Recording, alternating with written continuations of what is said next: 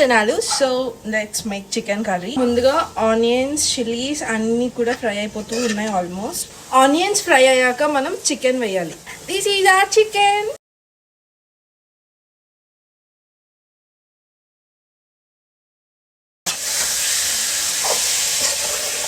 మసాలా వేసుకోవాలి. ఇందులో ఏమేమి వేసారో నాకు తెలియదు. ఈ పేస్ట్ వేయాలని చెప్పారు అంతే. Let's mix.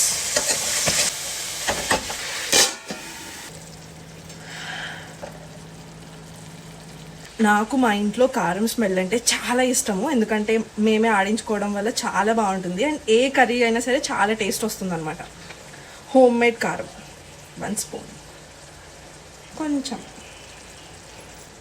Then mix mix mix. కొంచెం వాటర్ యాడ్ చేసుకోవాలి బాయిల్ అవ్వడం గురించి.